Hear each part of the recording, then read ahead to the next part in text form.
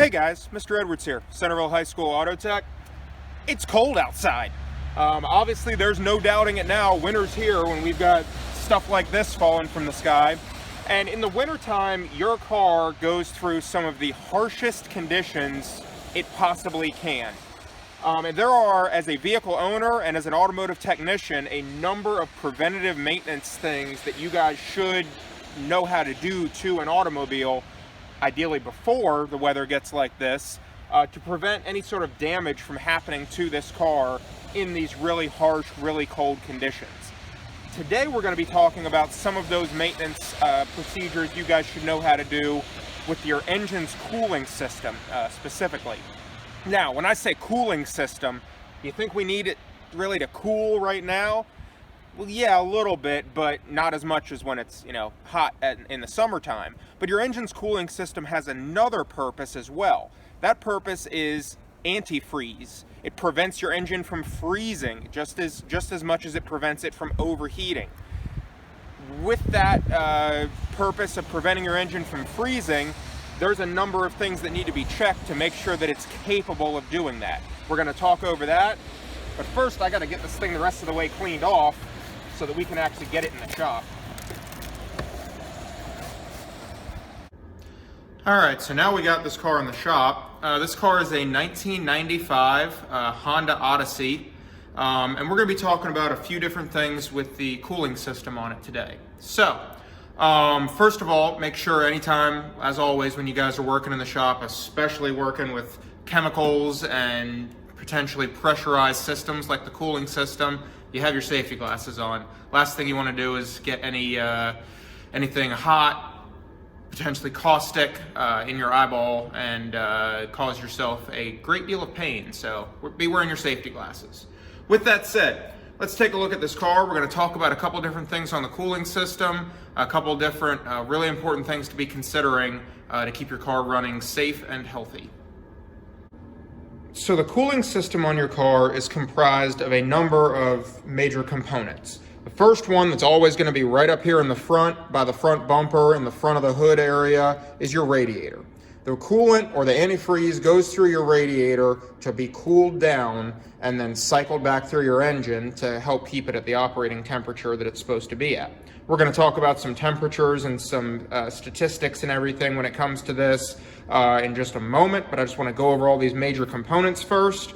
The next thing, as you're working your way back, is going to be your hoses. Now, you've got an upper radiator hose, and if I look down, there's another hose down that way.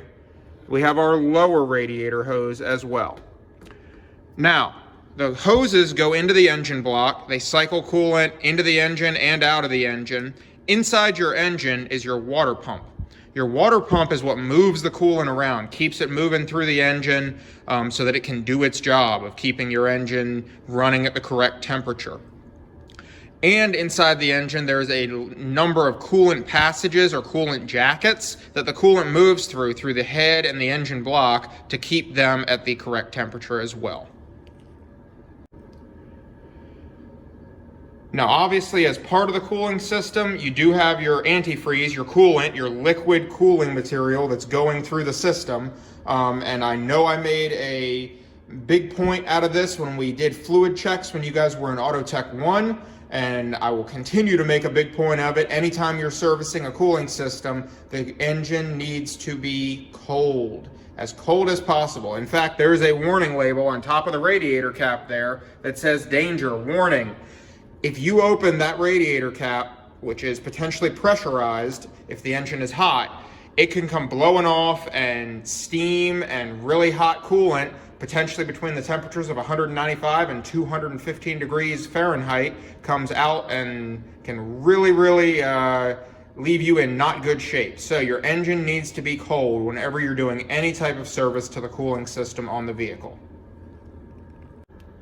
So now that we've looked at the major components of the cooling system, talked about a couple of safety reminders when it comes to the engine cooling system, let's talk about some numbers and some statistics when it comes to why the cooling system is so important. Your engine is a very finely tuned machine when it comes to how it functions in your car. there are explosions going on inside your engine, okay? Anytime the spark plug fires, fuel gets ignited, creates power, keeps the car running, that's an explosion. It's hot. The engine needs to be running at a precise temperature in order to be able to perform correctly. And with explosions going off a couple times a second inside of it, that can easily get out of hand if the cooling system is not functioning properly and keeping the engine at the operating temperature it is supposed to be at. Inside the cooling system on the car, there is something called a thermostat. That thermostat opens and closes to keep the coolant flowing and allow your engine to warm up as quickly as possible, but not overheat. The optimum operating temperature for an engine is between 195 and 215 degrees Fahrenheit, depending on the thermostat that is in your car. If your engine gets anywhere above 240 degrees, it's going to start overheating. You're going to start having performance problems, and if it gets much above 250, that's when it starts blowing steam. You'll see people pulled over on the side of the road sometimes with steam pouring out from under their hood. Their car is overheated. It could be because there's a faulty component in the cooling system, the radiator, the water pump, a blown hose, something like that. It could be because the car is simply low on coolant, which probably is because there's a faulty component as well. Coolant doesn't just evaporate on its own. And so you don't want your car to get to that point. You want it to be running at the correct operating temperature between 195 and 215 degrees Fahrenheit. Now, water boils at 212 degrees. So if your engine's running on the high side of that normal operating temperature, running about 215 degrees, that's above the boiling point of water. We're going to talk about what makes up coolant, what makes up antifreeze here in just a minute. I've got a jug of it behind me. But 50% of coolant is water. Water does a tremendous job when it comes to cooling. It's great at pulling heat out of the engine. It is not so great at not boiling. If you get above 212 degrees Fahrenheit, water boils. It turns to steam. You can see it if you're boiling something on the stove. It bubbles and it turns to steam and it's gone. You don't want that happening inside your engine. So the other half of coolant, properly mixed coolant, is a 50-50 mix of water and a chemical base of typically ethylene glycol and a lot of other chemicals that are what give coolant its ability to stay liquid and pull heat out of your engine far above the normal boiling point of water. Now let's talk about the opposite end of that. Water freezes at 32 degrees Fahrenheit. In this area, it typically gets to or below freezing on a fairly regular basis during the winter months. You guys saw at the beginning of this video, it's pretty cold right now here. And you do not want water to freeze inside your engine because like we've talked about, when water freezes, it expands. Put some water in your freezer at home. Watch what happens when it turns to an ice cube, it gets bigger. If that happens inside your engine, inside the solid metal block of your engine, inside the coolant jackets that we talked about in there, and it expands, it will crack the engine block of your car. If that happens, you're buying a new engine for this car. A jug of coolant here costs in any range between $10 and $20 per gallon. This is a gallon jug right here, okay? A new engine for your car, $2,000 to $3,000 at least.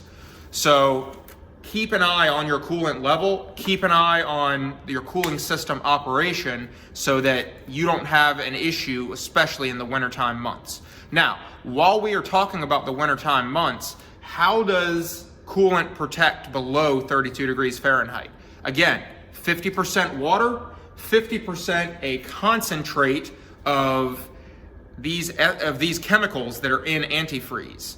Again, it's usually an ethylene glycol base with a number of other chemical additives in it that enable coolant to protect to a much, much lower temperature. We're going to talk about the freezing point of coolant here in a minute. We're going to do what's called a hydrometer test or a coolant strength test on the cooling system here, and then we'll talk about how these chemicals enable your vehicle to function below freezing and with the engine running above the boiling point of water.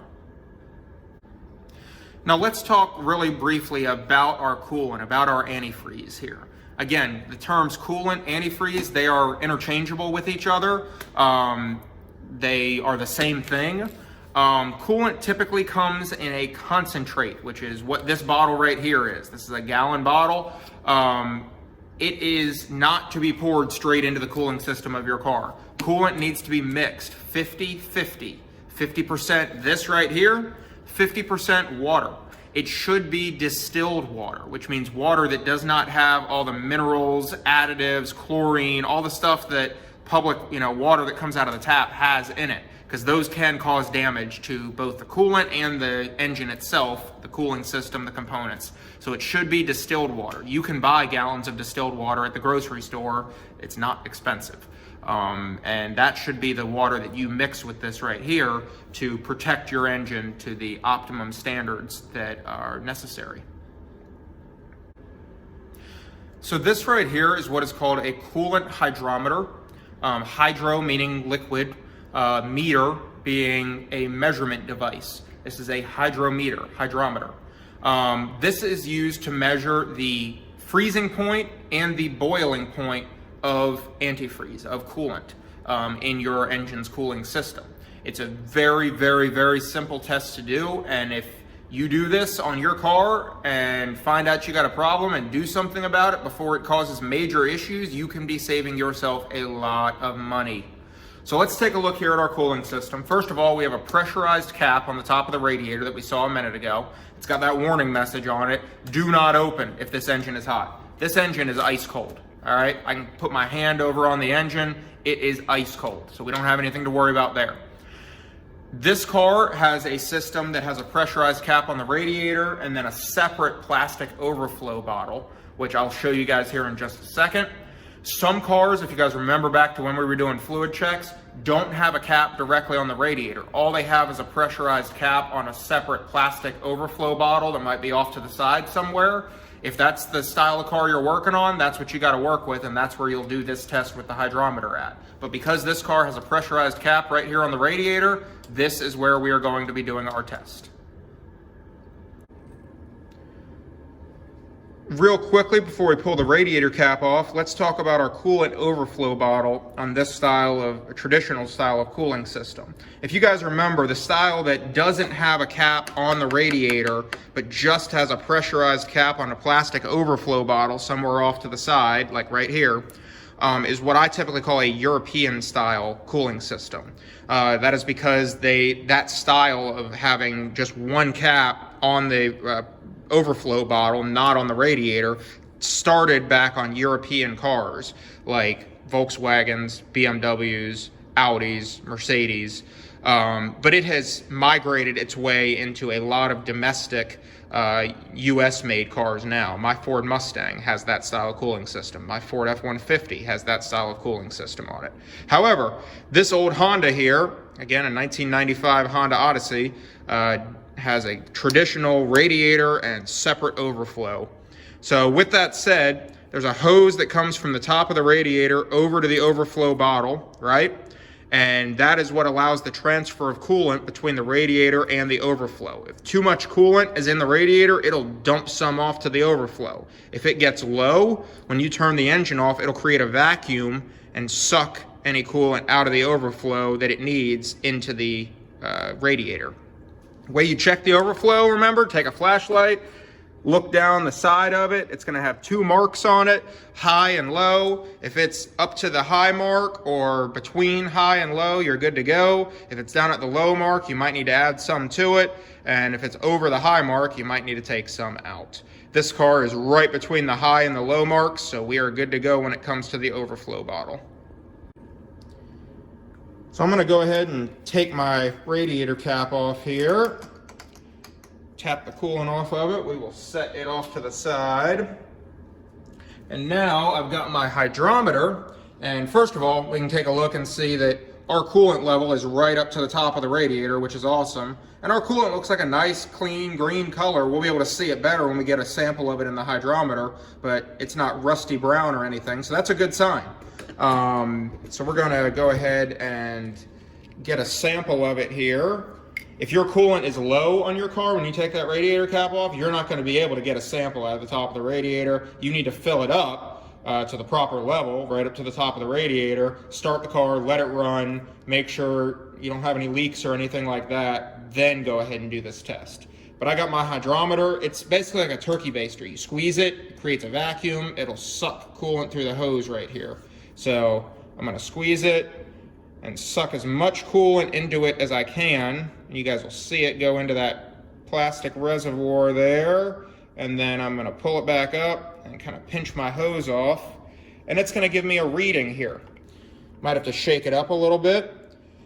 And once I have sucked my coolant into the hydrometer tester here, for one thing, notice how I'm pinching this hose off so it doesn't all dribble back out. I wanna get enough coolant to get it up to the full line, which you guys can see. I will hold right there, see fluid level. So you wanna get it as close as possible to that so you get an accurate reading. And then I wanna hold it level. I don't wanna hold it at an angle like this, because the way this hydrometer works is, see that floating red arrow inside of it? That arrow will come up to the freeze point listed on that graph on the side there, and you can see the word freeze point that this coolant can protect to. First of all, I can take a look at my coolant and see it's a nice green color. It doesn't look, like we saw when we took the cap off, it doesn't look like it's got, a rust color to it or chunks of anything floating in it. So that's good. That means that it doesn't have any contamination or anything to it. And if I take a look at where that arrow landed at, remember, in the United States, we measure in Fahrenheit. So we want to make sure when we're reading that graph, we are measuring in Fahrenheit, not in Celsius. All right. A properly mixed level of coolant, 50-50, ethylene glycol and additives to 50% water, should protect down to 34 degrees Fahrenheit when this gauge is filled to the proper level. And if you take a look, that is right where our arrow is at. So that's a good thing. This coolant is clean. It protects down to the temperature that we want it to be able to protect down to, but not too low either. If this arrow kept going up and was up at that -45, the top little mark there, this coolant is too strong, which means it has less water and more antifreeze concentrate chemicals in it.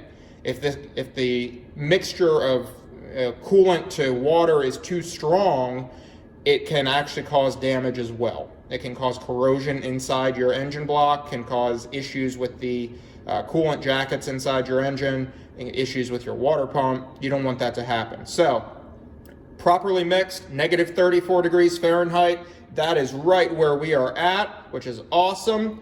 And we are good to go with this coolant right here. So, now we're gonna attempt to put it back in the car here, and this can be a tricky process sometimes.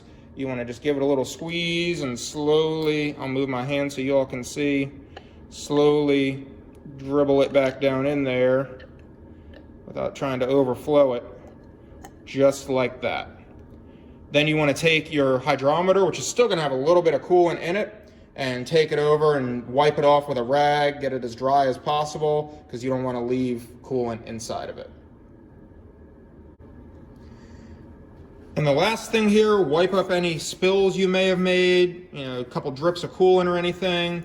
Do not forget to put your radiator cap back on, make sure it lines up correctly, twist it all the way back down, and we are good to go. We can tell this customer that his minivan here will protect to the antifreeze in his minivan here will protect to a temperature that we are not likely to ever see, hopefully, here in Northern Virginia. So that's a little bit about the basics of a generic automotive cooling system, some of the components, some of the important numbers when it comes to the cooling system and the job that it does protecting our engine from overheating or freezing. Again, -34 degrees Fahrenheit for the freezing point protection, probably not a temperature we are going to see in this area. However, I will say, I heard on the news last night that Minnesota was down to -43 degrees yesterday, the actual temperature. So that is very, very, very cold. And I hope their cars did have a little bit of a strong concentration of antifreeze mixture in them, because otherwise there's a lot of frozen cars up there today. One last point as well. When you guys are listening to the weather, a lot of times you will hear meteorologists talk about the actual air temperature versus the wind chill, especially in the wintertime. It could be 34 degrees outside, but because it's a little windy, it feels like it's 25. Do not let that confuse you when it comes to the temperatures that matter to your car. The wind chill is a temperature that only the human body, human skin can feel. Your car does not care what the feels like temperature or the wind chill is. Your car only cares what the actual air temperature is. So if it's 34 degrees outside, but it feels like it's 25, it's 34 degrees to your car, to your engine, to your cooling system. That's all that matters. So that's it, guys. That's how you perform a coolant strength test or a coolant hydrometer test on any cooling system on an automobile. It is an important test to know how to do. Those little hydrometers, you can buy them at Advanced Auto Parts, 10, 15 bucks. And again, they can really save you from getting in a very bad situation if you don't have strong enough coolant in your car and you end up freezing your engine. Crack the block, buying an engine, not a road you want to go down. This is something that even if you're not going to be a technician, as a automobile owner, you should know how to do and do to your car every year before it starts to get really cold outside, to protect yourself from getting into a really bad situation when it gets below freezing. I hope you guys enjoyed watching this video. Make sure you fill out the questions that go along with it, and we will talk soon. Thanks, guys.